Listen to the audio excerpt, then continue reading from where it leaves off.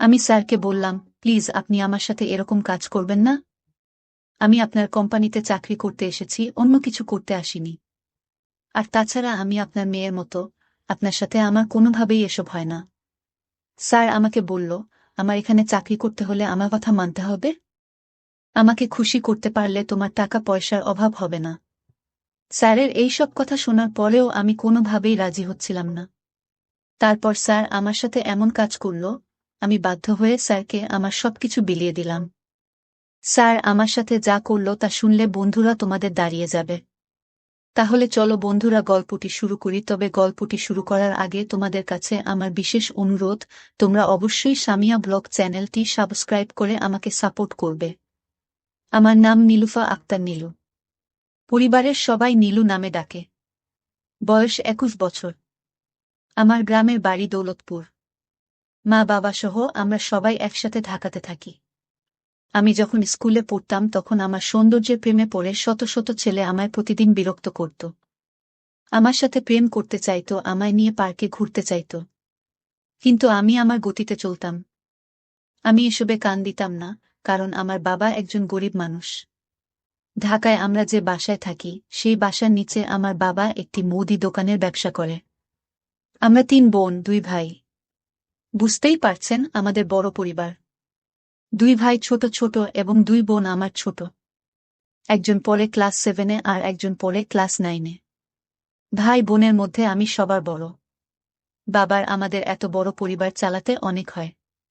তাই আমি ভাবলাম, আমি যেহেতু এসএইচসি পাশ করেছি, তাহলে পার্ট টাইম একটি চাকরি করতে পারলে বাবাকে হয়তো কিছুটা সাপোর্ট করতে পারব। চাকরির কথা ভাবছি আর একটি জাতীয় পত্রিকা পড়ছি। হঠাৎ পত্রিকায় একটি বিজ্ঞাপন আমার চোখে পড়ল।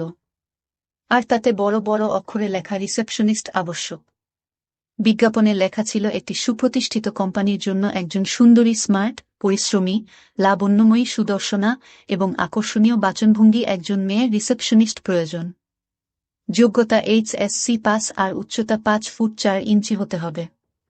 আর নিচে একটি মোবাইল নম্বর দেওয়া আছে। সেখানে একটি ঠিকানা দেওয়া আছে, আর তাতে লেখা আছে, যারা চাকরি করতে আগ্রহী শুধু তারাই 20 তারিখ সকাল 10টার সময় ইন্টারভিউ দিতে আসার জন্য অনুরোধ করা হলো। ইন্টারভিউয়ের সময় সকল প্রকার সনদের মূল কপি এবং ভোটার আইডি কার্ড নিয়ে আসবেন। সাথে আপনার একটি বায়োডাটা নিয়ে আসবেন। আমি ভাবলাম, যদি আমার একটি রিসেপশনিস্টের চাকরি হয় তাহলে আমার পড়ালেখার খরচটা হয়তো আমি চালাতে পারব। আর পাশাপাশি আমি আমার বাবাকে একটু সাহায্য করতে পারব। কারণ বাবার এখন বয়স হয়েছে, বাবা মা আমাদের জন্য অনেক কষ্ট করছে, আর কত করবে। দেখি এবার আমি বাবা মাকে একটু সাহায্য করতে পারি কিনা। এই ভেবে আমি সবশেষে ইন্টারভিউতে যাওয়ার সিদ্ধান্ত নিলাম। তারপর আমার এক ছেলে বন্ধুর কাছে ফোন দিলাম। আর বললাম, জাবির, আমি একটি কোম্পানি রিসেপশনিস্ট পোস্টে ইন্টারভিউ দিতে যাচ্ছি। এখন আমি কিভাবে প্রস্তুতি নিতে পারি? আমাকে একটু পরামর্শ দে। জাবির আমাকে বলল, দোস্ত, তোর যে চেহারা, পুরাই আগুন, তোর কিছুই করা লাগবে না। তুই শুধু ভালো করে সাজুগুজু করে কোম্পানির সামনে যেতে পারলেই হলো। ব্যাস, আর কিছু করা লাগবে না, দেখবি তোর চাকরি হয়ে গেছে। কারণ কোম্পানির এমডিরা মতো স্মার্ট একজনকে নিতে পারলে অনেক খুশি হয়। দেখিস, তুই যাও মাত্রই তো চাকরি হয়ে যাবে। আমি জাবিরকে বললাম, মজা করিস না দোস্ত। যদি পারিস তাহলে আমাকে ভালো কিছু পরামর্শ দে। তারপর জাবির বলল, দোস্ত, আমি মজা করছি না, সত্যি কথা বলছি। কোম্পানির এমডি তোর মতো আকর্ষণীয় মেয়ে পেলে হয়তো চাকরিটা দিয়ে দেবে। কারণ রিসেপশনিস্ট সুন্দরী মেয়ে ছাড়া তারা বসায় না। তারপর জাবির বলল, যা দোস্ত, তুই গেলে তোর চাকরিটা হবে। জাবিরের কথা শুনে আমার চাকরিতে যাওয়ার আগ্রহ আরও অনেকটা বেড়ে গেল। তারপর যেদিন আমার ইন্টারভিউ, সেদিন সকাল সকাল ঘুম থেকে উঠে ফ্রেশ হয়ে ভালো করে প্রস্তুতি নিয়ে চলে গেলাম বিউটি পার্লারে। সেখান থেকে খুব ভালো করে সাজলাম, একটা জিন্স প্যান্ট আর টি-শার্ট পরলাম, যাতে খুব আবেদনময়ী মনে হয়। আমাকে দেখলেই যেন কোম্পানির এমডির মাথা ঘুরে যায়। এমনিতে আমাকে সাজলে নাকি পরিমণির মতো লাগে। একথা আমার অনেক ছেলে বন্ধুদের কাছ থেকে আমি শুনেছি। তাই নিজেকে এমনভাবে প্রস্তুত করলাম যেন আমাকে দেখে কোম্পানির এমডির মাথা ঘুরে যায় আর আমাকে চাকরি দিতে বাধ্য হয়। কারণ আমি এটুকু জানতাম যে কোনো বড় কোম্পানির রিসেপশনিস্ট পদে সুন্দরী আর আবেদনময়ী ছাড়া কোম্পানি নিয়োগ দেয় না। তাই আমি সেরকমভাবে সাজুগুজু করে রোমান্টিক মন নিয়ে ইন্টারভিউ দিতে গেলাম।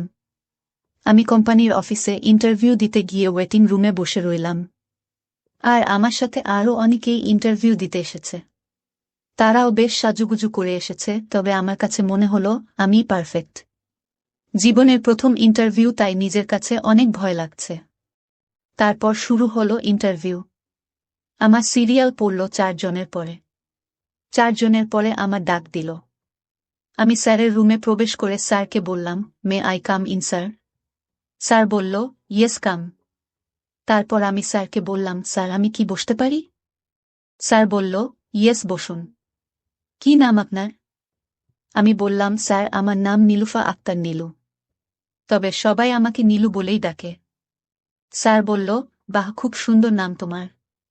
তুমি দেখতেও যেমন সুন্দর, তোমার নামটাও তেমনই সুন্দর। আচ্ছা নীলুফা, তুমি কেন আমাদের এখানে চাকরি করবে? আমাদের কোম্পানিতে কাজ করতে হলে রাতে দিনে, মানে অনেক সময় ডে নাইট শিফটে কাজ করতে হবে। তুমি কি পারবে নাইট শিফটে কাজ করতে? আমি বললাম, স্যার চাকরিটা আমার খুব দরকার। মা বাবার সংসারের খরচ চালাতে হিমশিম খাচ্ছে। স্যার দয়া করে যদি আপনি আমাকে চাকরিটা দেন, তাহলে আমি এবং আমার পরিবার চিরকৃতজ্ঞ থাকবে। তখন স্যার বলল, আচ্ছা নীলুফা, আপনি একটা কাজ করতে পারেন। মনে করেন আপনার চাকরিটা হয়ে গেছে। আর শুনুন, আমাদের কোম্পানি রুলস অনুযায়ী আপনার বেতন পড়বে 15,000 টাকা, আরও কিছু কাজ আছে, পরে বুঝবেন। আমি বললাম, কি কাজ স্যার? স্যার আমাকে বলল, তুমি এখানে শুবে, আর আমি শুধু তোমার এখান থেকে 1 সিরিঞ্জ রক্ত নেব। আমি তখন চাকরি হওয়ার লোভে স্যারকে আর কোনো কিছু না বলে সরাসরি বলে দিলাম, জি স্যার, আমি রাজি। তারপর স্যার আমাকে বলল, তুমি ভেবেচিন্তে বলছো তো? আমি বললাম, হ্যাঁ স্যার, আমি ভেবেচিন্তে বলছি। তারপর স্যার আমাকে বলল, নীলুফা, রক্তটা যে তোমার বিশেষ জায়গা থেকে নিতে হবে, হয় উপর থেকে, না হয় নিচ থেকে। আমি বললাম, স্যার এটা কিভাবে সম্ভব? স্যার বলল, নীলুফা, একটু স্যাক্রিফাইস করো। স্যারের এই বিনয় মাখা কথায় আমি না করতে পারলাম না। আমি বললাম, স্যার ঠিক আছে, তাহলে উপর থেকে নেন। তারপর স্যার আমার এখান থেকে রক্ত নিলেন। রক্ত নেওয়ার সময় স্যার আমার সাথে খুব বাজে আচরণ করছিল, আর তাতে আমি ভয় পেয়ে গিয়েছিলাম।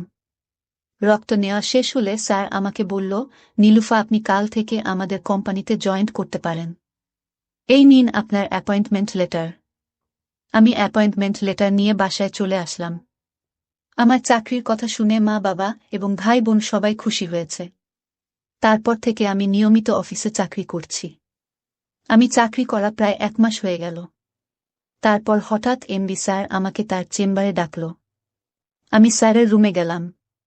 তখন স্যার আমাকে বলল, নীলুফা, আগামী শনিবার আমাদের কোম্পানির বর্ষপূর্তি, যার ফলে আমরা আমাদের কোম্পানির একটি অনুষ্ঠানের আয়োজন করেছি। আর এখানে দেশি বিদেশি অনেক গেস্ট থাকবে। আর সেখানে উপস্থাপনের পারফরম্যান্সটা তোমাকেই করতে হবে। আমি বললাম, জি স্যার। তারপর শনিবার এলো। আমাদের কোম্পানির বর্ষপূর্তি অনুষ্ঠানে যাব। আর স্যার আমাকে বলেছিল খুব ভালো করে সাজুগুজু করে যেতে, কারণ এখানে দেশি বিদেশি অনেক গেস্ট আসবে। আমি খুব ইচ্ছা মতো সাজলাম। সেদিন নীল রঙের একটি শাড়ি পরে অনুষ্ঠানে গিয়েছিলাম। আমার মনে হয়েছিল সেদিন আমাকে খুব আবেদনময়ী লাগছিল। অনুষ্ঠানে আমি গিয়ে উপস্থাপনার কাজ করতে থাকলাম। আর এমডি স্যার সহ বিদেশি অনেক গেস্ট এই অনুষ্ঠানে ছিল। স্যার বিদেশি অনেক বায়ারকে আমাদের কোম্পানিতে অনুষ্ঠান উপলক্ষে দাওয়াত দিয়েছিলেন। তার মধ্যে 7 জন নাম করা বড় বড় বায়ার আমাদের কোম্পানির বর্ষপূর্তি অনুষ্ঠানে এসেছিল। তারা দেখতে অনেক বড় বড় মানুষ। আমার কাছে মনে হচ্ছে হেব্বি শক্তিশালী, অনেক পাওয়ারফুল। তারা যখন চেয়ারে বসে, তখন তাদের বিশ্বাসটা খুব ভালো করে বোঝা যায় যে তারা কত পাওয়ারফুল। অনুষ্ঠান চলাকালে আমি দেখলাম বিদেশি একজন বায়ার আমার দিকে খুব বাজেভাবে চেয়ে রইল, আর সালের কানে কানে ফিসফিস করে কি যেন বলল। আমি তখন আমার উপস্থাপনার কাজ করতেছিলাম। অনুষ্ঠান শেষে এবার সাংস্কৃতিক অনুষ্ঠানের পালা। এমনি স্যার আমাকে বলল, নীলুফা, এবার আমাদের কোম্পানির সকলের একটি অনুরোধ, তোমার একটি গানের সাথে নৃত্য করতে হবে। আমি বললাম, স্যার তেমন বেশি পাই না। তারপরেও স্যারের অনেক জোরাজুরিতে আমি নৃত্য করতে রাজি হলাম। আর এমনিতে যখন স্কুলে পড়তাম, তখন আমি মাঝে মাঝে আমাদের স্কুলের সাংস্কৃতিক অনুষ্ঠানে নৃত্য করার মোটামুটি অভিজ্ঞতা আছে। তারপর একটি ডিজে গান বক্স ছেড়ে দিল। আমি গানের তালে তালে বিভিন্ন অঙ্গভঙ্গিতে নাচতে শুরু করলাম।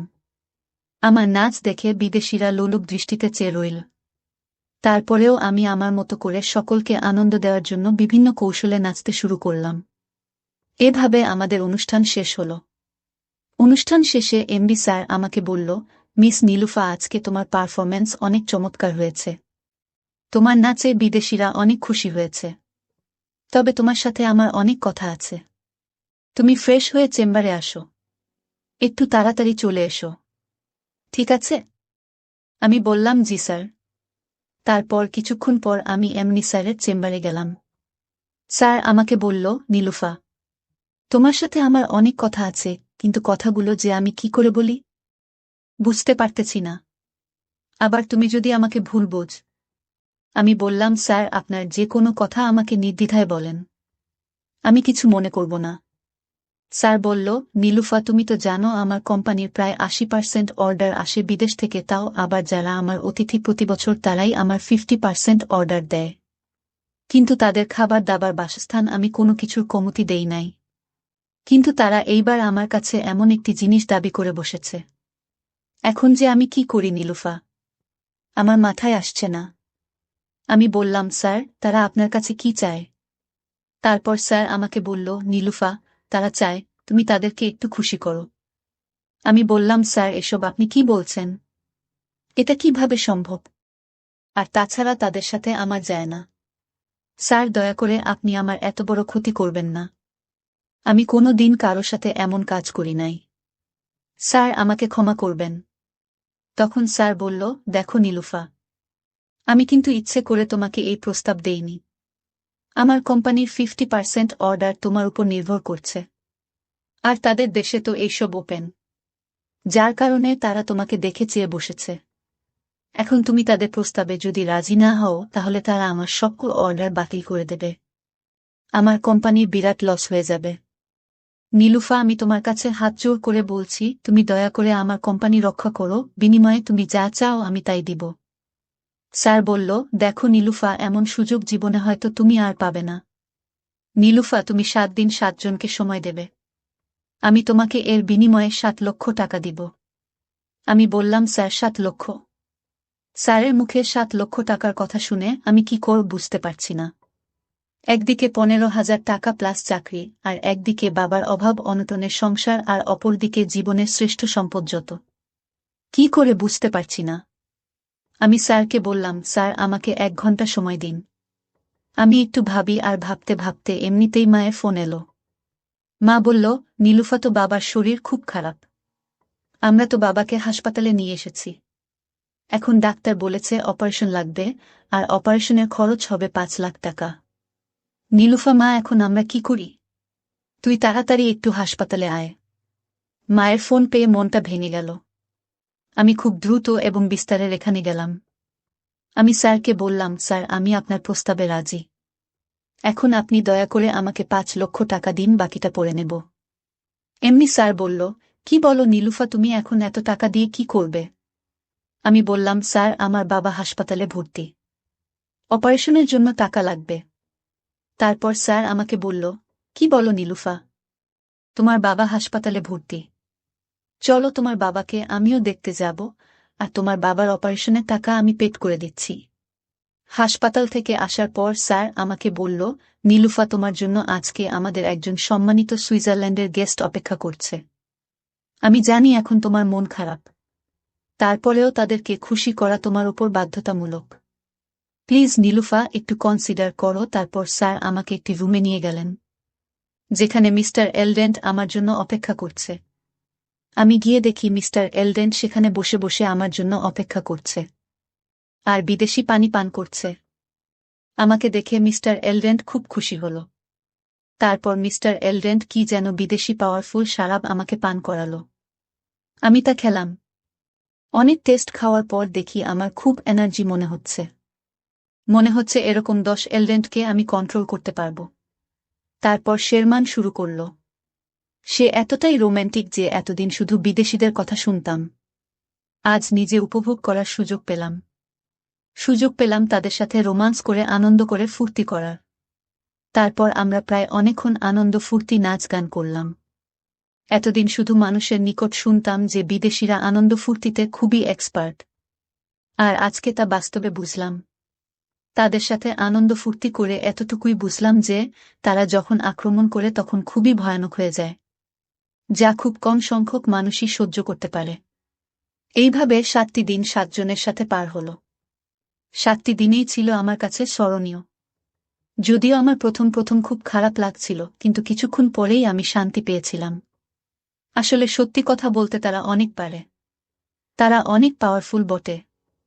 আমি তাদের সাথে রোমান্স শেষ করে এমডি স্যারকে ফোন দিলাম। স্যার এসে আমাকে এখান থেকে নিয়ে গেল। তারপর কাজ শেষে এমডি স্যার আমাকে বলল, কি নীলুফা, তুমি আমার কোম্পানিকে বাঁচিয়েছ। তোমার জন্য আর একটি গিফট আমার পক্ষ থেকে। তুমি এবার চোখ বন্ধ করো। একটু পর স্যার আমাকে বলল, এবার চোখ খোলো। আমি চোখ খুলে দেখি স্যার আমার জন্য ডায়মন্ডের একটি রিং উপহার হিসেবে দিল, আর বলল, কন্ট্রাক্টের বাকি টাকা আমি তোমার অ্যাকাউন্টে ট্রান্সফার করে দিয়েছি। তারপর থেকে আমি এইভাবে স্যার আমাকে দিয়ে প্রতিনিয়তই কাজ করাত। আমি আস্তে আস্তে তাদের বাধ্য হয়ে গেলাম। এইভাবে সকলের চোখ ফাঁকি দিয়ে চলতে লাগলো আমার কাজ। তারপর কিছুদিন পর বাবা মা আমাকে একটি ছেলের সাথে আমায় দিয়ে দিল। ছেলেটি খুবই দুর্বল। আমি তার কাছ থেকে কোনো কিছুই পাই না। আমার যা প্রয়োজন সে আমাকে তা কিছুই দিতে পারে না, কারণ আমার তো বেশি পেয়ে অভ্যাস। ভাবলাম তার সাথে মনে হয় আমার শান্তি হবে না, তাই আমি তাকে ডিভোর্স দিয়ে চলে আসলাম। ডিভোর্স দিয়ে চলে এসে আমি আবার আমার এমডি স্যারকে ফোন দিলাম। স্যার, আমি আবার আপনাদের সাথে কাজ করতে চাই। আমার অনেক প্রয়োজন, যা আপনারা ছাড়া কেউ এর চাহিদা পূরণ করতে পারবে না। তারপর আমার স্যার বলল, নীলুফা, তোমার জন্য এই কোম্পানির দরজা সারা জীবন খোলা। চলে এসো। তবে নীলুফা, তোমাকে আজকে আমি একটা সত্য কথা বলি। তুমি কি জানো প্রথম দিন তোমার বিশেষ জায়গা থেকে কেন আমি রক্ত নিয়েছিলাম? আমি বললাম, না স্যার। কারণ তুমি ছিলে আমার এই পথের প্রথম দিনের টার্গেট, আর বিদেশিরা আমাকে বলেছিল যাদের দ্বারা এই কাজ করা তাদের রক্ত পরীক্ষা করে রাখতে। কারণ তারা খুবই সচেতন, যাদের রক্ত একদম পরিষ্কার তাদের সাথে তারা আনন্দ করে। তারা খুবই স্বাস্থ্য সচেতন। নীলুফা, এই জন্য তোমার রক্তটা আগে পরীক্ষা করেছিলাম। তারপর তোমাকে এক নাটকীয় কায়দায় তোমার অনেক মূল্যবান করে দিলাম। তুমি এখন আমার 1000 কোটি টাকার সম্পদ। আমরা আমাদের কাজ চালিয়ে যাই। তারপর থেকেই আমি এখনো দেশের প্রতীক। প্রতিদিন শত শত মানুষকে আনন্দ দেওয়াই আমার মূল কাজ। জানি না এই পথের শেষ কোথায় আর কোথায় গিয়ে দাঁড়ায় এই জীবনের গতিধারা। বন্ধুরা, তোমাদের নিকট আমার একটি ছোট্ট প্রশ্ন। এই গল্প থেকে তোমরা কি শিখতে পারলে? দয়া করে কমেন্ট করে জানাবে। বন্ধুরা, ভিডিওটি যদি ভালো লাগে তাহলে একটি লাইক দিন, আর তোমরা যদি এরকম ধরনের মজার ভিডিও পেতে চাও তাহলে দয়া করে আমার চ্যানেলটি সাবস্ক্রাইব করো। তোমাদের সকলের সুস্বাস্থ্য কামনা করি। ভিডিওটি দেখার জন্য তোমাদের সকলকে অসংখ্য ধন্যবাদ। আমার ঐশী আপু দেখতে খুব সুন্দরী ছিল। আমার আপুর বিয়ের হওয়ার 1 মাস পরেই দুলাভাই বিদেশ চলে যায়। দুলাভাই বিদেশ যাওয়ার পর আপুর তার বয়ফ্রেন্ডকে বাসায় এনে যা করল তা আমি দেখি ফেলি। এই সুযোগটাকে কাজে লাগিয়ে আপুকে আমি যা বলতাম আপু তা করত। একদিন আপুকে হোটেলে নিয়ে যা করেছিলাম তা শুনলে আমি গ্যারান্টি দিয়ে বলতে পারি তোমাদের পানি চলে আসবে। তাহলে কথা না বাড়িয়ে আসল ঘটনাটি শুরু করি। আমার নাম শাওন, বয়স 18 বছর। আমার একমাত্র বড় বোন সুমাইয়া আফরিন ঐশী। বাড়ির সবাই ঐশী বলে ডাকে। তার বয়স 20 বছর। কিছুদিন আগে ঐশী আপুর বিয়ে হয়েছে। দুলাভাই বিদেশে থাকে। বিয়ে করার জন্য 1 মাস আগে দেশে এসেছে। ঐশী আপুকে দেখেই তার পছন্দ হয়েছে, তাই দেরি না করে তাড়াতাড়ি বিয়ে করেছে।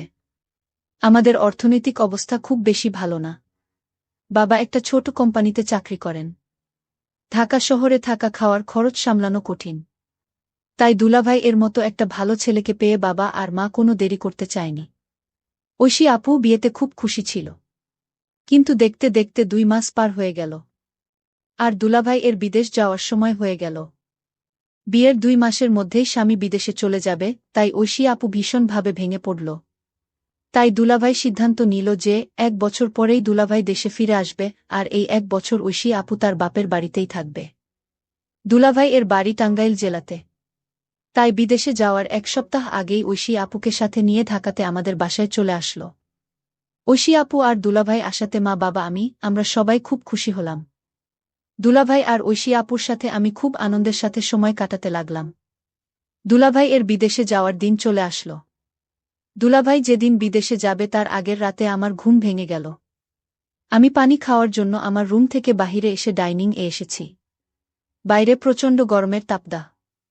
এই গরমের প্রখরতায় সবাই অসুস্থ হচ্ছে। পানি খাওয়ার প্রবণতাও আমার ঠিকঠাক নিয়মে নেই। তাই স্বাভাবিক নিয়মের থেকে এ সময় একটু বেশি পানি পান করছিলাম। পানি খেয়ে আমার রুমে যাওয়ার সময় হঠাৎ করে আমার কানে একটা আওয়াজ আসলো। আমি খেয়াল করে শুনলাম, আওয়াজটা আমার পাশের রুম অর্থাৎ ঐশী আপুর রুম থেকে আসছে। আমি ঐশী আপুর রুমের দিকে তাকিয়ে দেখলাম রুমের জানালা খোলা। প্রথমে ভাবছিলাম হয়তো এই গরমে জানালা খোলা রেখেছে। পাশ দিয়ে হালকা বাতাস যাওয়ার জন্য, আর রুমের ভিতরে লাইট জ্বলছে। আমার কৌতূহল বেড়ে গেল। আমি ঐশী আপুর রুমের জানালার কাছে গিয়ে দাঁড়ালাম। এটা কি দেখলাম আমি? আপু জানালার দিকে তাকাতেই আপুর চোখের সাথে আমার চোখাচোখি হতেই আমি জানালা থেকে পাশে সরে গেলাম। কিন্তু এবার আমি আমার রুমে না গিয়ে জানালার পাশেই দাঁড়িয়ে থাকলাম। সময়ের সাথে আমার সাহসও বাড়তে লাগল। আমি আবার জানালা দিয়ে দেখলাম। আমি জানালায় দাঁড়াতেই দেখি আপু আমার দিকেই তাকিয়ে আছে। আমাকে দেখে আপু একটা মুচকি হাসি দিল। আপুর মুচকি হাসিতে আমার সাহস আরও বেড়ে গেল। সে রাতে গরমে ভালো ঘুম না হওয়ায় আমার মাথাটা ভারী হয়ে আছে। বারবার ঐশী আপু আর দুলাভাই এর কথা আমার চোখের সামনে ভেসে আসছে। সেটা মনে পড়তেই আমার ভীষণ ভয় লাগছিল। গতকাল রাতে আপু আমাকে কিছু বলেনি। কিন্তু আজকে আমি আপুর সামনে দাঁড়াবো কিভাবে? আজকে আপু আমাকে কি বলবে? এসব ভাবতে ভাবতে আমার মাথাটা আরও ভারী হয়ে আসছিল। তখনই আমার মা চিৎকার করে আমাকে সকালের নাস্তা করার জন্য ডাক দিল। আজকে দুলাভাই বিদেশে চলে যাবে। তাই বাবাও আজ বাড়িতেই আছে। আমি আমার রুম থেকে বাহিরে এসে দেখি বাবা, মা, দুলাভাই আর ঐশী আপু ডাইনিং টেবিলে বসে আছে।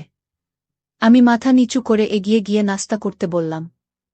আমি ভয় করছিলাম যে কখন যেন ঐশী আপু গতকাল রাতের প্রসঙ্গ তুলে সবার সামনে আমাকে বকা দিবে। কিন্তু তেমন কিছুই হলো না। ঐশী আপু একদম স্বাভাবিক ছিল। আপুর আচরণ দেখে মনে হচ্ছিল যেন গতকাল রাতে কিছুই হয়নি। আপুর আচরণ দেখে আমি স্বস্তি পেলাম। দুলাভাই বিদেশে চলে গেল। ঐশী আপু সারাদিন মন খারাপ করে থাকল। সেদিন রাতে প্রায় 11টার দিকে গরমে আমি আমার রুম থেকে বাহিরে এসে দেখি ঐশী আপু গরমে রুমের জানালা খোলা আর রুম এর ভিতরে লাইট জ্বলছে। আমি এগিয়ে গিয়ে আপুর রুমের জানালায় দাঁড়ালাম। জানালার পর্দাটা একটু সরিয়ে দিয়ে দেখলাম আপু বিছানায় বসে বই পড়ছে। আমি জানালায় দাঁড়িয়ে আপুকে দেখতে লাগলাম। আপু বিছানায় হেলান দিয়ে বই পড়ছে। বই পড়তে পড়তে আপু জানালার দিকে তাকিয়ে দেখল আমি সেখানে দাঁড়িয়ে আছি। আমাকে কিছু না বলে আপু আবার বই পড়তে লাগল। বই পড়তে পড়তে আপু বারবার আমাকে দেখছিল। আমিও চুপচাপ দাঁড়িয়ে আপুকে দেখছিলাম। বেশ কিছুক্ষণ পরে আপু বিছানা থেকে নেমে হাতের বইটা টেবিলে রেখে জানালার কাছে আমার সামনে এসে দাঁড়াল। আপু আমার চোখের দিকে তাকিয়ে বলল, কি রে, কিছু বলবি? আমি থতমত খেয়ে বললাম, আপু তুমি ঠিক আছো? আপু সুন্দর একটা হাসি দিয়ে বলল, হ্যাঁ, আমি ঠিক আছি। অনেক রাত হয়েছে। এখন রুমে গিয়ে ঘুমিয়ে পড়। আমি বললাম, তুমি কি এখনই ঘুমাবা আপু? আপু বলল, হ্যাঁ। তুইও গিয়ে ঘুমিয়ে পড়। আমি বললাম, আগে তুমি শুয়ে পড় আপু। তারপরে আমি ঘুমাতে যাচ্ছি। আপু আর কিছু না বলে একটা মুচকি হাসি দিয়ে রুমের লাইট বন্ধ করে বিছানায় শুয়ে পড়ল। আমিও আমার রুমে এসে শুয়ে পড়লাম কিন্তু কিছুতেই ঘুম আসছিল না। বারবার আপুর কথা মনে আসছিল। সকালে উঠে আবার সব কিছু স্বাভাবিক। দিনের বেলায় আপু কখনো রাতের বিষয়ে কোনো কথা বলত না। দিনের আপু আর রাতের আপু যেন সম্পূর্ণ আলাদা। আমিও কখনো দিনের বেলা রাতের বিষয়ে কথা বলতাম না। এভাবেই আমাদের দিন কাটতে লাগল। দিনের বেলায় আমরা দুই ভাই বোন স্বাভাবিক আচরণ করতাম। কিন্তু প্রতিদিন রাতে আমি আপুর রুম এর জানালায় গিয়ে আপুকে দেখতাম। কোনো দিন আপু জেগে থেকে বই পড়ত বা টিভি দেখত। আবার কোনো দিন আমি যাওয়ার আগেই আপু রুমের লাইট বন্ধ করে ঘুমিয়ে পড়ত। প্রায় 8-9 দিন পরে একদিন রাতে আমি ঐশী আপুর রুমের জানালায় গিয়ে দেখলাম আপুর রুমের লাইট জ্বলছে কিন্তু রুমে আপু নাই। আমি রুমের চারিদিকে তাকিয়ে দেখলাম। আপু কোথাও নাই। হঠাৎ আপুর রুমের বাথরুম এর দরজা খুলে গেল। আপু বাথরুম থেকে গোসল সেরে বাহির হয়ে আসল। আপুকে দেখে আমার হার্টবিট বাড়তে লাগল। কারণ আপু তখন অবস্থায় ছিল। বাথরুম থেকে বাহিরে এসেই আপু জানালার দিকে তাকিয়ে দেখল আমি দাঁড়িয়ে আছি। আপু আস্তে আস্তে জানালার কাছে এগিয়ে এসে নিচু স্বরে বলল, কিরে শাওন, তুই এখনো ঘুমাসনি? আমি বললাম, আমার ঘুম আসছে না আপু। আপু বলল, বেশি রাত জাগা শরীরের জন্য ভালো না। আমি দাঁড়িয়ে দাঁড়িয়ে অবাক হয়ে আপুকে দেখছিলাম। আপু তখন ঘুমানোর জন্য প্রস্তুত হল। তারপরে আমাকে বলল, এবার গিয়ে ঘুমিয়ে পড়। আমি বললাম, থ্যাঙ্কস আপু। আপু লাইট বন্ধ করে শুয়ে পড়ল। আমি আমার রুমে এসে সবকিছু ভাবতে ভাবতে ঘুমিয়ে পড়লাম। একদিন আমার বাবা আর মা সকালে নাস্তা করে চাচার বাসায় গেল। আমার বাবারা দুই ভাই। আমার বাবা ছোট আর চাচা বড়। চাচার বাড়ি ঢাকা শহরেই। চাচা আমাদের মতো মধ্যবিত্ত নয়। চাচার কাপড়ের ব্যবসা আছে। নিজের চেষ্টায় চাচা তার ব্যবসা প্রতিষ্ঠা করেছে। চাচার একমাত্র ছেলে শিহাব আমার কয়েক মাসের ছোট হলেও আমরা দুই চাচাতো ভাই বন্ধুর মতো। শিহাব হচ্ছে আমার ধনী চাচার আদরের একমাত্র সন্তান। তাই শিহাব ইচ্ছামতো টাকা খরচ করে। চাচা চাচি শিহাবকে কিছুই বলে না। আমার বাবা আর মা সারাদিন চাচার বাসায় থাকবে আর ফিরবে রাতে। আজকে শুধু আমরা দুই ভাই বোন বাসায় থাকব। তাই আমি আমার রুমে বসে ভাবছি কিভাবে আপুর সাথে আরও বেশি ফ্রি হওয়া যায়। তখনই ঐশী আপু আমার রুমে এসে বলল, কি করছিস শাওন? আমি বললাম, কিছু না আপু। এমনি বসে আছি। আপু বলল, আজকে কি তোর কোনো কাজ আছে? আমি বললাম, না আপু। আমার কোনো কাজ নাই। আজকে সারাদিন আমি তোমার সাথে গল্প করব ভেবেছিলাম। যদি তুমি ব্যস্ত না থাকো। আপু বলল, ও আচ্ছা। তাহলে তুই গোসল করে ফ্রেশ হয়ে আমার রুমে আয়। আমি বললাম, ঠিক আছে আপু। আমি গোসল করে তোমার রুমে আসছি। আপু চলে যেতেই আমি তাড়াতাড়ি গোসল করে রেডি হয়ে আপুর রুমে গেলাম। আপুর রুমের দরজা খোলা ছিল। আমি আপুর রুমের ভিতরে ঢুকে দেখলাম আপু রুমে নাই। খেয়াল করলাম আপুর বাথরুম থেকে গোসলের পানি পড়ার শব্দ আসছে। আপু হয়তো বাথরুমে গোসল করছে। তাই আমি বাথরুম এর দরজার কাছে গিয়ে বললাম, তুমি গোসল করছো নাকি আপু? আমি কি একটু পরে আসব? আপু বাথরুম এর ভিতর থেকেই বলল, আমার গোসল প্রায় হয়ে গেছে। তুই বিছানায় বসে থাকে। আমি আপুর বিছানায় বসলাম। কিছুক্ষণ পরেই আপু বাথরুম থেকে মাথা মুছতে মুছতে বাহির হয়ে আসল। আমি চোখ বড় বড় করে আপুকে দেখতে লাগলাম। মাথা মুছতে মুছতে আপু এসে আমার পাশে বসল। আপু আমাকে বলল, শাওন, ড্রেসিং টেবিল এর উপর থেকে লোশনের বোতলটা নিয়ে আয় তো। আমি বিছানা থেকে নেমে ড্রেসিং টেবিলের উপর থেকে লোশনের বোতলটা নিয়ে ঐশী আপুর সামনে এসে দাঁড়ালাম। আপু আমার দিকে তাকাতেই আমি লোশনের বোতলটা আপুর দিকে এগিয়ে দিলাম। আমি আপুর হাতে একটু লোশন ঢেলে দিয়ে আপুর সামনেই দাঁড়িয়ে থাকলাম। তখন আপু সুন্দর করে সাজুগুজো করছিল, কিন্তু কেন আপু এমন করে সেজেছিল আমি বুঝলাম না। সেদিন রাতে বিদ্যুৎ ছিল না আর প্রচণ্ড গরমও পড়েছিল, তাই আমি বাহিরে বের হয়েছিলাম। হঠাৎ আপুর রুমের দরজা খোলা ছিল। আমি আপুর রুমের ভিতরে ঢুকে দেখলাম আপু রুমে নাই। আমি পাশের রুমে চলে গেলাম, কিন্তু সেখানেও আপু নাই। তাহলে আপু কোথায় গেল? আমার ভীষণ চিন্তা হচ্ছে। হঠাৎ লক্ষ্য করলাম আমার পাশের রুম থেকে আপুর গলার আওয়াজ আসছে। মনে হচ্ছে চিৎকার করছে। আমি অবাক হয়ে গেলাম, কিসের চিৎকার আসছে বাবার রুম থেকে। আমি পাশের রুমে যেতেই দেখলাম রুম ভিতর থেকে লক করা। আমি জানালার পাশে গেলাম, গিয়ে দেখলাম সেখানে জানালাও লক করা। আমার মন চাচ্ছে জানালা ভেঙে ঘরে ঢুকে পড়ি। কি হচ্ছে রুমে? আমার বোন এমন চিৎকার করছে কেন? আমি কোনো উপায় না পেয়ে দরজা ভাঙার চেষ্টা করলাম, কিন্তু দরজা কিছুতেই ভাবতে পারছি না। অনেক চেষ্টার পর দরজা ভেঙে ফেললাম। দরজা ভেঙে রুমে ঢোকার সাথে সাথে যা দেখলাম তা দেখে আমার মাথা ঘুরে গেল। একটি ছেলে রুম থেকে জানালা দিয়ে পালিয়ে গেল। তাদের অনেক বুদ্ধি। আমি দেখলাম জানালা দিয়ে যেন পালাতে পারে সেই জন্য আগে থেকেই প্রস্তুত করে রেখেছে। আমি আপুকে জিজ্ঞেস করলাম, আপু রুমে কে ছিল? আপু বলল, সেই জবাব কি তোকে দিতে হবে? আমি বললাম, আপু তুমি আমাকে ছোটবেলা থেকে অনেক স্নেহ করো। আর আমি যখন যা বলছি তাই করেছ। আপু তুমি আমার সাথে লুকিয়ে না এই ঘরে আর কি ছিল? বলো আপু, আমি জানতে চাই। জানলা দিয়ে পালালো। আমার বোন কোনো উত্তর না দিয়ে আমাকে বলল, শোন, তুই আমার কাছে আর যা চাইবি তাই পাবি, কিন্তু তুমি আমাকে অন্য প্রশ্ন করিস না। আমি ভাবলাম আপু কি বলতে চায়। আমি যা চাইব তাই পাব। আমি আপুকে বললাম, আপু ঠিক আছে, আমি তোমার কাছে একটা জিনিস চাইব, তুমি কি দিবে? আপু বলল, বলেই দেখ না, আমি দেখি না। আপুকে কথাটা বলতে আমার খুব ভয় হচ্ছিল। আমি আমতা আমতা করে বললাম, আপু আমি তোমাকে নিয়ে দূরে কোথাও ঘুরতে যাব। আমি বাড়িতে তোমাকে আমার মনের কথাটা বলতে পারবো না। দূরে গেলে বলতে পারবো। আপু বলল, কত দূরে যেতে হবে? আমি আপনাকে বললাম, কক্সবাজার গেলেই হবে। আমি মনে মনে চিন্তা করলাম, আমার ভাইটা আমার কাছে কি এমন চাইবে যে কথাটা বাড়িতে বলতে ভয় পাচ্ছে। আমি ছোট ভাইয়ের কথায় রাজি হয়ে গেলাম। আমি তোর সাথে ঘুরতে যাব। আমিও জানতে চাই আমার ছোট ভাইয়ের মতলবটা কি। হঠাৎ ছোট ভাই আমাকে ডাক দিয়ে বলল, আপু আমি যে কথা তোমায় বলবো, আর আমি তোমার কাছে যা চাইব তা কাউকে বলতে পারবে না। বিষয়টা গোপন রাখতে হবে। প্রমিস কাউকে বলবো না। তাহলে এখনই বলে ফেল, কি বলবি, আমার কাছে কি চাস? আপু আমি আগেই বলেছি আমি বাড়িতে বলতে পারবো না। তোমাকে কক্সবাজার নিয়ে তারপর বলবো। ঠিক আছে আমার লক্ষ্মী ভাই, তাহলে চল আজই আমরা কক্সবাজার চলে যাই। আপুর কথা শুনে আমার খুব আনন্দ লাগছে, আবার অনেক ভয় লাগছে। তাহলে চলো কালই আমরা কক্সবাজার চলে যাই। পরের দিন সকালে আমি আপুকে নিয়ে কক্সবাজার রওনা দিলাম।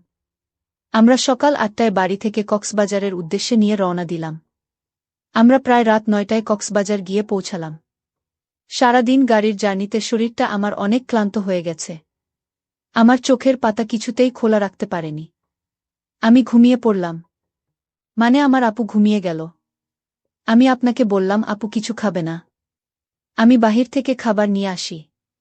আপু বলল, না আমি কিছুই খাব না। উত্তর, ইচ্ছে থাকলে তুই হোটেল থেকে খেয়ে নে। আমি বললাম, আপু তোমাকে রেখে আমি কি খাইতে পারব?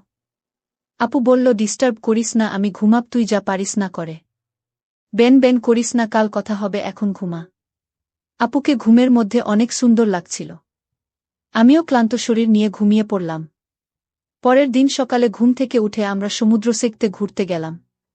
সারাদিন ঘুরলাম। এবার আপু আমায় প্রশ্ন করল, আচ্ছা শাওন, তুই কি ভুলে গেছিস? তুই আমাকে কেন কক্সবাজার নিয়ে এসেছিস? আরে আপু ভুলি নাই, আজ রাতে বলবো। আপু যদি তুমি আমার কথা না রাখ, তাহলে আমি কিন্তু ওই দিনের রাতের ঘটনা সবাইকে বলে দিব। আপু তখন আমার দিকে রাগান্বিত চোখে তাকিয়ে বলল, শাওন আমি কি না করেছি তোর কথা রাখব না?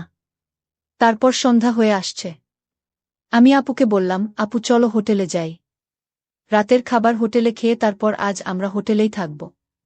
আপু তখন বলল, হোটেলে কেন? এখানে তো দুলাভাইয়ের ছোট ভাইয়ের বাসায় থাকতে পারি। আর আমরা তো গতকাল এখানে ছিলাম। আমরা কেন শুধু শুধু অযথা ভাড়া দিয়ে হোটেলে থাকব? আমি বললাম, হোটেল না থাকলে যে আমার মনের কথাটা বলতে পারবো না আপু। আপু তখন বলল, ঠিক আছে তুই যা বলবি তাই হবে। তারপর আমরা একটা হোটেলে গিয়ে উঠলাম। আমি আপুকে যে কথাটা বলবো সেই কথা শুনে আপু কি আমার প্রতি রাগ করবে? আমি এসব চিন্তা করছিলাম। আপু আমায় বলল, শাওন তুই কি চিন্তা করছিস? আমি আপনাকে বললাম, আপু আমি যে কথাটা বলবো তা শুনলে তুমি রাগ করবে না তো? আপু বলল, আমি কতবার বলবো আমি রাগ করব না। আমি কাউকে কিছু বলবো না, তুই নির্ভয়ে আমাকে তোর মনের কথা বলতে পারিস। আপুর কথা শুনে আমি কিছুটা সাহস পেলাম। আমি আপু বললাম, আপু আমি ছোটবেলা থেকেই তোমাকে অনেক পছন্দ করি। আর দুলাভাই বিদেশ যাওয়ার পর থেকে আমি লক্ষ্য করছি তুমি সব সময় মনমরা হয়ে থাকো। আমি তোমার কষ্ট বুঝি। তুমি চাইলে আমি তোমার কষ্ট দূর করে দিব। আপু বলল, তুই আমার কষ্ট বুঝিস? আরে আপু ছোট থেকে আমরা একসাথে বড় হয়েছি।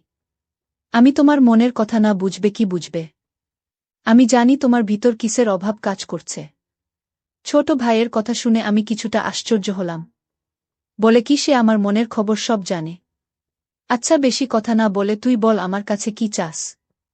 আপু আমি ছোটবেলা থেকেই তোমাকে আমার পছন্দ, আর তাই আমি তোমার সাথে। বল থেমে গেলে কেন? আমার সাথে কি? আপু আসলে আমার বলতে খুব ভয় লাগছে।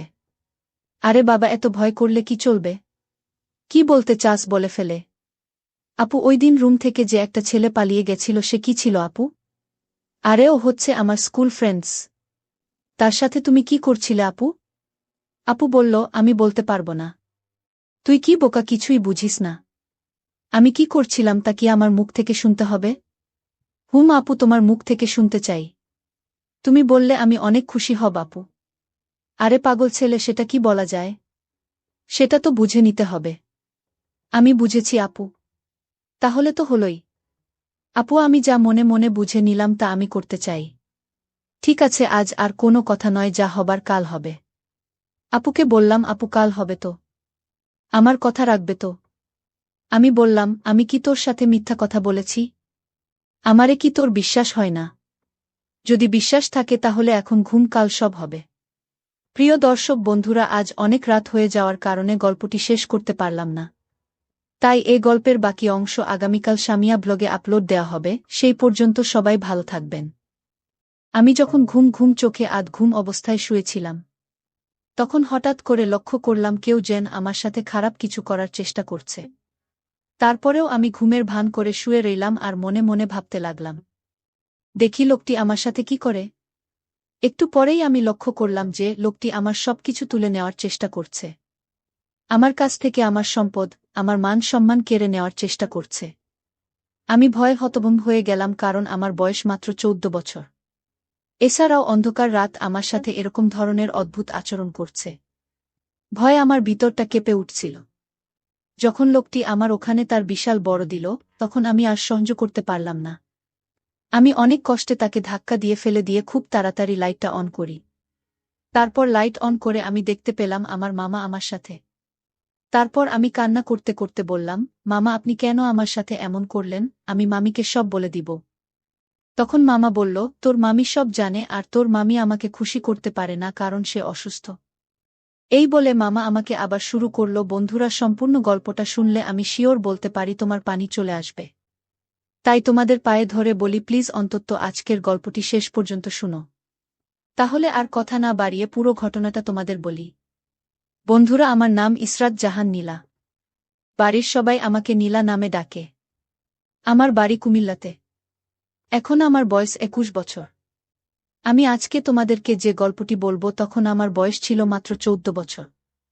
ঘটনাটি হয়েছিল আমার নিজের মামার সাথে, যেখানে আমার জীবনের সর্বপ্রথম এত বড় সর্বনাশ করেছিল আমার মামা। আমার মামার বাড়ি আমাদের বাড়ি থেকে প্রায় 15 কিলোমিটার দূরে ছিল। গত গ্রীষ্মের ছুটিতে আমি আমার মামার বাড়িতে বেড়াতে যাই। 2 সপ্তাহের জন্য গ্রীষ্মের ছুটি পেয়েছিলাম। মামার বাড়িতে অনেক মজা করা যাবে এই ভেবে আমি আমার মামার বাড়িতে গিয়েছিলাম। খুব আনন্দ হবে সেখানে, তাই মনে মনে খুব উল্লসিত ছিলাম। অন্যান্য সময় মামার বাড়ি গিয়ে বেশি দিন থাকতাম না। আমরা মামা মামি, আমি এবং আরও অন্যরা সবাই মিলে খুব আনন্দে দিন কাটত। খুব মজা হতো সেখানে। যাই হোক, প্রথম দিন মামার বাড়িতে খুব আনন্দ উল্লাস করে আমি যখন রাতে শুতে যাব, ঠিক সেই সময় মামা আমাকে ডাক দিয়ে বলল, মা নীলা, তোর মামি খুব অসুস্থ। জানি না কি হয়েছে। সকাল থেকে মাথা নাকি প্রচণ্ড ব্যথা করছে। বিছানা থেকে উঠতেই পারছে না, আর এদিকে আমি সারাদিন কাজ করে এসেছি। আমার শরীরটা ম্যাজম্যাজ করছে। গত পরশু আমি কবিরাজের বাড়ি গিয়েছিলাম। কবিরাজ আমাকে এই তেলটা দিয়ে বলল যে প্রতিদিন রাতে ঘুমানোর আগে এই তেলটা দিয়ে ঘুমাবেন। তবে তেলটি যাকে দিয়ে দেবেন তাকে বলবেন অবশ্যই তেলটি যেন প্রথম এসে নাক দিয়ে শুখে নেয়। তারপর সে আপনার এখানে তেলটি দিয়ে যাতে খুব ভালোভাবে মালিশ করে দেয়। মা নীলা, গতকালকে আমি তোমার মামিকে দিয়ে এইভাবে তেলটা মালিশ করে নিয়েছিলাম। কিন্তু আজকে তো আর পারতেছি না, কারণ আজকে তোমার মামা খুবই অসুস্থ। এখন তুমি যদি কিছু মনে না করো তাহলে দয়া করে আমার এখানে তেলটি দিয়ে একটু মালিশ করে দাও। পিছন দিকে তো আর আমি একা একা মালিশ করতে পারি না। তাই তোমার সহযোগিতা আমার খুব প্রয়োজন। মামার মুখ থেকে এরকম ধরনের করুণ কথা শুনে আমি মামার এখানে এই তেল দিয়ে মালিশ করতে রাজি হয়ে গেলাম। কোনো দ্বিধা করলাম না, কারণ সে তো আমার আপন মামা। তারপর আমি যখন মালিশ শুরু করতে যাব, তখন মামা বলল, মা নীলা, সর্বপ্রথম তুমি এই তেলটাকে আগে শুকে নাও। তারপর 2-3 মিনিট পর কবিরাজ মশাই বলেছেন আমার শরীরে মালিশ করার জন্য। আমি মামার কথা অনুযায়ী তেলটাকে কিছুক্ষণ শুকলাম। শুকার সাথে সাথে আমি অনুভব করলাম যেন আমার সমস্ত মাথা ঝাঁকি দিয়ে উঠেছে, সমস্ত শরীরটা ঝাঁকি দিয়েছে। কেমন জানি একটা ঝাঝালো ঝাঝালো ভাব আমার কাছে লাগল। তাতে আমি কিছু মনে করিনি। আমি ভাবলাম হয়তো এটা এই তেলের একটা অন্যরকম পাওয়ার। এরপর আমি তেলটাকে আমার ডান হাতে নিলাম। এরপর মামার পিছনের দিক থেকে, মানে যে জায়গায় ব্যথা অনুভব করে, সে জায়গায় দিতে শুরু করলাম। মামা খুব আরাম পাচ্ছিল মনে হচ্ছে। মামা বললা, মা নীলা, তুই তো খুব ভালো করে মালিশ করতে পারিস। এত সুন্দর মালিশ তুই শিখেছিস কোথা থেকে? আমি বললাম, মামা, আমার বাবারও এরকম ধরনের ব্যথা হতো। আমি ছোটবেলায় বাবাকে এভাবে মালিশ করে দিতাম আর বাবাও অনেক আরাম পেত। আসলে আমি বাবার কাছ থেকেই এরকম সুন্দর করে মালিশ করা শিখেছি। মামা আমার কথা শুনে মুচকি হাসি দিল আর বলল, খুব ভালো। আচ্ছা ঠিক আছে নীলামা, তাহলে আমাকে একটু ভালো করে মালিশ দাও, আমিও তোমার মালিশ পেয়ে অনেক আরাম পাচ্ছি। একেবারে চোখে ঘুম চলে আসছে। মামার মুখ থেকে এরকম ধরনের প্রশংসা শুনে আমি খুব আনন্দ পেয়েছিলাম। আর মামার ওখানে মালিশ দেওয়ার জন্য খুব আগ্রহী হয়ে যাচ্ছিলাম। কারণ মামা আমার খুব প্রশংসা করছিল। আমার দুষ্টু বন্ধুরা, তোমাদেরকে একটি কথা বলে রাখি। মেয়েদেরকে কোনো কাজে যদি প্রশংসা করা হয় তাহলে সেই কাজে কিন্তু মেয়েদের আগ্রহ অনেকটা বেড়ে যায়। তাই আমার অবস্থাও ঠিক সেরকমই হয়েছিল। মামার মুখ থেকে প্রশংসা আরও বেশি পাওয়ার জন্য মামাকে খুব ভালোভাবে মালিশ দিতে শুরু করলাম। এভাবে মামাকে প্রায় ১০-১২ মিনিট মালিশ দেওয়ার পর আমার কেমন জানি লাগছিল। মাথাটা কেমন জানি আমার হঠাৎ করে ঘুরে যাচ্ছিল। বুঝতে পারলাম না কি হচ্ছে। মাথাটা একটা চক্কর মেরে উঠতেই আমি মামার ওখানে শুয়ে পড়লাম। তারপর যে কি হলো আসলে আমার কোনো জ্ঞান ছিল না। কিন্তু এটা যে মামার একটা বড় রকমের চক্রান্ত ছিল তা আমি বুঝতে পারিনি। এই তেলের মধ্যে হয়তো এমন কিছু মিশিয়েছিল যে কারণে ১০-১২ মিনিট পর আমি এভাবে পড়ে গেলাম। আর সকালে ঘুম থেকে উঠে দেখি আমার সবকিছু এলোমেলো অবস্থায় পড়ে রয়েছে। মনে হচ্ছে কেউ আমার সাথে খারাপ কিছু করেছে আর আমার নিচের অবস্থা একেবারে খারাপ হয়ে গেছে। আমি বুঝতে পারছি না তখন কি করব। হঠাৎ করে আমার এরকম অবস্থা কি করে হলো? যাই হোক, মামা আমাকে অনেক আদর করত আর অনেক ভালোবাসে ছোটবেলা থেকেই। কিন্তু মামাকে তো আমি কখনো সন্দেহ করতে পারি না। সে তো আমার বাবার সমতুল্য। আমার বাবার চাইতেও আমার মামা আমাকে অনেক বেশি আদর করত।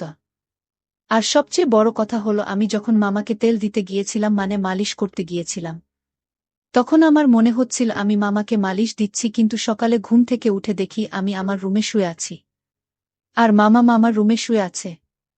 সকালে ঘুম থেকে উঠে আমি সঠিকটা আন্দাজ করতে পারছিলাম না। মনে করতে পারছিলাম না রাতে ঘুমানোর পূর্বে আমার সাথে কি হয়েছিল। আমি সেটা ভুলে গিয়েছিলাম। আর তাছাড়া তখন আমার বয়সও ছিল খুবই কম। মাত্র ১৪ বছরের মাথায় আমার এত কিছু বোঝার ক্ষমতাও ছিল না। আমার মামার বাড়িতে আমি প্রায় ১৭ দিন ছিলাম। ১৭ দিনের মধ্যে আমার সাথে ১৭ দিনই এরকম ধরনের অনাকাঙ্ক্ষিত ঘটনা ঘটেছে, যা আমি কখনো কল্পনাও করতে পারি নাই। প্রথম দিন তো আমি ভেবেছিলাম হয়তো আমি সেটা কোনো দুঃস্বপ্ন দেখেছি, বা রাতের বেলায় আমার স্বপ্নে কিছু হয়েছে যে কারণেই আমার এই অবস্থা হয়েছে।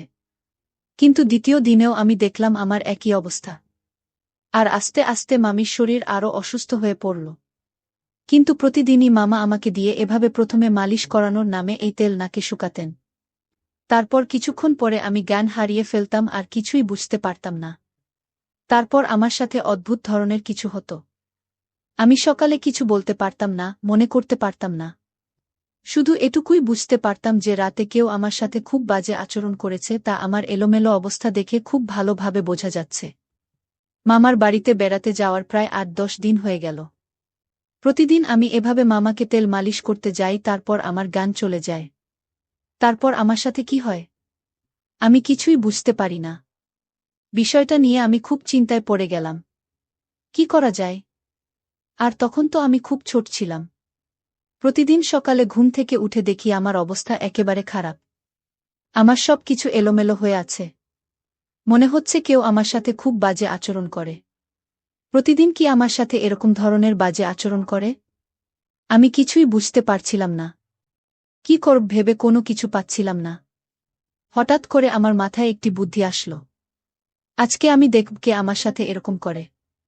কার এত বড় সাহস? আর তাছাড়া মামার বাড়িতে মামা আর মামি ছাড়া অন্য কেউ তো নাই। তাহলে আমার সাথে কে এরকম আচরণ করে? আমি তো কোনো কিছু ভেবে পাচ্ছিলাম না। আর মামা আমার সাথে এরকম আচরণ করবে তা তো আমি কোনোদিন কল্পনাও করতে পারিনি। চিন্তা করলাম আজকে যেভাবেই হোক এর রহস্য আমাকে খুঁজে বের করতে হবে। জানতে হবে কে আমার সাথে প্রতিদিন এরকম ধরনের আচরণ করে। পরের দিন রাতের বেলায় মামা যখন আমাকে ডাকল তার ওখানে তেল দিয়ে মালিশ দিয়ে দেওয়ার জন্য, তারপর মামা যখন বলল তেলটা আগে শুকে নিতাম, আমি একটু চালাকি করে আমার নাকের ভেতরে তুলা দিয়ে দিলাম। এমনভাবে তুলা লাগিয়েছিলাম যাতে ওই ওষুধের যে পাওয়ার ওষুধের ক্ষমতা সেটা আমার নাকের ভিতর দিয়ে কখনো আমার ভিতরে না যেতে পারে। আর যদি না যেতে পারে তাহলে আমি আর অজ্ঞান হব না। তাহলে আমি বুঝতে পারব প্রতিদিন কি আমার সাথে এরকম ধরনের নোংরামি আর বাজে আচরণে মেতে ওঠে। মনের মধ্যে অনেক রাগ, আমার অগোচরে সে আমার এত বড় সর্বনাশ করছে। পরিকল্পনা অনুযায়ী আমি আমার কাজ করতে লাগলাম। কিন্তু সে দিন যখন মামার ওখানে তেল দিয়ে মালিশ করতে যাই, তখন আর আমি অজ্ঞান হইনি, কারণ এই তেলের মধ্যে যে গ্যাসটা ছিল সেটা আমার ভেতরে ইফেক্ট করতে পারেনি। তারপরেও আমি পূর্বের মতো ভান ধরে পড়ে রইলাম। কিছুক্ষণ পর দেখলাম মামা আমাকে সরিয়ে আমাকে শুইয়ে আস্তে আস্তে তার রুমে চলে গেল। আমি অবাক হতে লাগলাম যে মামা তো আমার এখান থেকে আমাকে সুন্দর করে শুইয়ে তারপর চলে গেল। তাহলে সকালে ঘুম থেকে উঠে আমার এরকম অবস্থা হয় কেন? ভাবলাম আজকে সারা রাত জেগে থাকব, দেখব আমার সাথে কি হয়। চিন্তা করতে করতে কোনো ঘুম আসছিল না। মনের মধ্যে শুধু একটাই চিন্তা, আমার সাথে কি হয় তাহলে? বন্ধুরা, ভিডিও মাঝখানে তোমাদের একটা কথা বলতে চাই। আমি তোমাদের আনন্দ দেওয়ার জন্য রাত জেগে খুব কষ্ট করে ভিডিও বানাই। তাই তোমাদের কাছে অনুরোধ থাকবে অবশ্যই এই ভিডিওটি দেখে একটি লাইক করবে এবং সামিয়া ব্লগ চ্যানেলটি সাবস্ক্রাইব করে পাশে থাকবেন। মামা তো আমাকে কিছু করল না, তাহলে কে আমার সাথে এরকম করে? এসব ভাবতে ভাবতে ঘণ্টাখানেক পরেই দেখলাম আস্তে আস্তে কি যেন দরজা খুলল। দরজা খুলে আমার কাছে আসল, আমার পাশে দাঁড়িয়ে আমার মুখের দিকে তাকিয়ে আমাকে একটা ফু দিল। তারপরেও আমি ঘুমের ভান করে শুয়ে রইলাম। মনে মনে ভাবতে লাগলাম দেখি লোকটি আমার সাথে কি করে। একটু পরেই আমি লক্ষ্য করলাম যে লোকটি আমার সবকিছু তুলে নেওয়ার চেষ্টা করছে। আমার কাছ থেকে আমার মান সম্মান, আমার ইজ্জত কেড়ে নেওয়ার চেষ্টা করছে। আমি ভয়ে হতভম্ব হয়ে গেলাম, কারণ আমার বয়স মাত্র 14 বছর। এছাড়াও রাতের অন্ধকারে আমার সাথে এরকম ধরনের অদ্ভুত আচরণ হচ্ছে, ভয় আমার ভিতরটা কেঁপে উঠছিল। যখন লোকটি আমার এখানে তার একটু দিবে, তখন আমি আর সহ্য করতে পারলাম না। আমি অনেক কষ্টে তাকে ধাক্কা দিয়ে ফেলে দিলাম আর খুব তাড়াতাড়ি লাইটটা অন করি। লাইটটা অন করার সাথে সাথে আমি যা দেখলাম তাতে আমার মনে হলো আমি আকাশ থেকে মাটিতে লুটিয়ে পড়লাম। অর্থাৎ আমার নিজের মামা আমার সামনে মাথাটা নিচু করে দাঁড়িয়ে রইল। আমি রাগে করে আমাকে খুব তিরস্কার করতে শুরু করলাম আর খুব দুঃখ প্রকাশ করলাম। মামাকে বলতে লাগলাম, তুমি আমার আপন মায়ের ভাই আর তুমিই আমার সাথে এরকম কাজটি করবে তা আমি কল্পনাই করতে পারিনি। এই বলে আমি খুব কাঁদতে লাগলাম। তারপর মামা মাথাটা নিচু করে আমার ওখান থেকে চলে আসলো। সেদিন রাত পেরিয়ে সকাল হলে আমি আমার মামার এখানে গেলাম। মামা আমাকে দেখে খুব হাসি খুশি করছিল। মনে হচ্ছিল না যে সে রাতে আমার সাথে এরকম ধরনের একটা জঘন্য কাজ করে। তার এই আচরণ দেখে আমি অনেকটা হতবাক হয়ে যাই। ভাবলাম আমার মামা এত খারাপ, এত জঘন্য। আস্তে আস্তে আমার মনটা খারাপ হতে লাগল। এক পর্যায়ে আমি মামার সামনে কেঁদে দিলাম। আমার কান্না দেখে মামা খুব বিস্ময়ের সাথে আমাকে জিজ্ঞেস করল, মা নীলা, তোমার কি হয়েছে, তুমি কাঁদছ কেন? মামার এরকম আহ্লাদের কথা শুনে আমার কাছে আরও বিরক্তিকর লাগছে।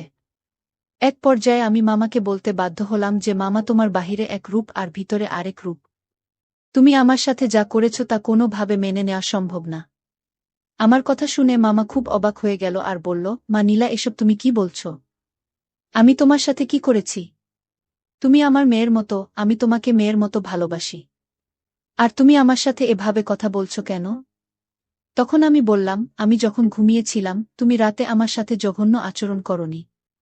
মামা বলল, কি বলছো নীলা? আমি রাতে তোমার ঘরে যাব কেন? মামার কথা শুনে আমি আরও অবাক হয়ে যাই। ভাবলাম কি হচ্ছে আমার সাথে? আমি স্পষ্ট যেখানে মামাকে দেখতে পেলাম, সেখানে মামা এখন অস্বীকার করছে। আজকে তাহলে পুরো বিষয়টি আমি ভালো করে দেখব। বরাবরের মতো যখন রাত হল তখন আমার সাথে সেই রকম ধরনের ঘটনা ঘটতে যাবে। সেই মুহূর্তে আমি আমার রুম থেকে বেরিয়ে গিয়ে অন্য কোথাও লুকিয়ে রইলাম। কিছুক্ষণ পর লক্ষ্য করে দেখলাম আমার মামাই আমার রুমে ঢুকছে। আমি খুব ভালো করে লক্ষ্য করে দেখলাম লোকটি যখন আমার রুমে গিয়ে প্রবেশ করল, তখন আমি খুব তাড়াহুড়া করে মামার রুমে চলে গেলাম।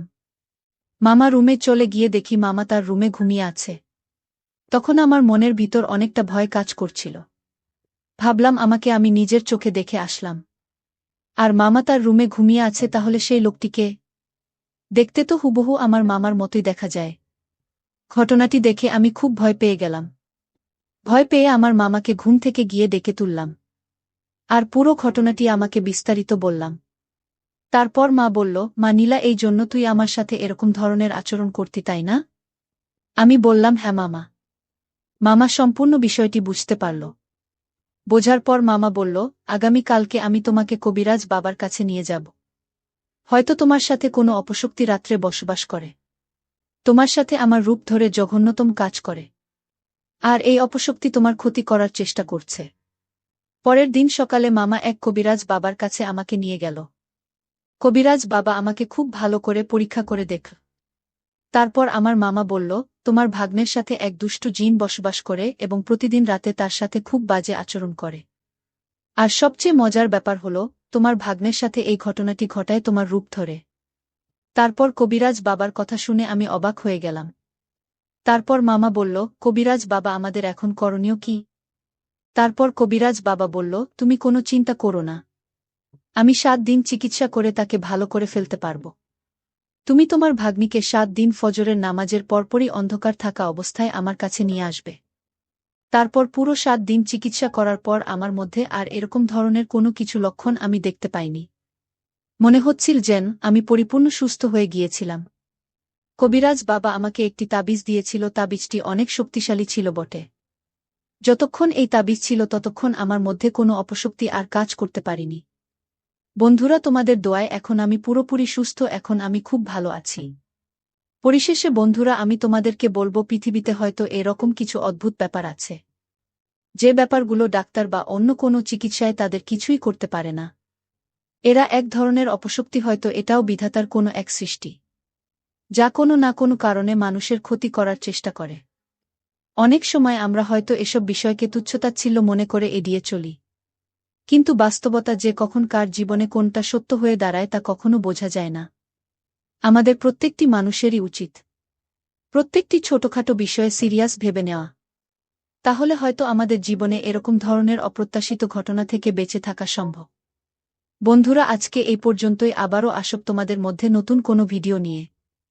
ভিডিওটি যদি তোমাদের ভালো লাগে তাহলে একটি লাইক দাও। প্রতিদিন আমি তোমাদেরকে এমন নতুন গল্প উপহার দিব। তাই তোমাদের দুটি পায়ে ধরে অনুরোধ করছি, তোমরা যদি এরকম ধরনের মজার মজার গল্প পেতে চাও, তাহলে দয়া করে আমার সামিয়া ব্লগ চ্যানেলটি সাবস্ক্রাইব করো। পরিশেষে তোমাদের সকলের সুস্বাস্থ্য কামনা করি। ভিডিওটি দেখার জন্য তোমাদের সকলকে অসংখ্য ধন্যবাদ।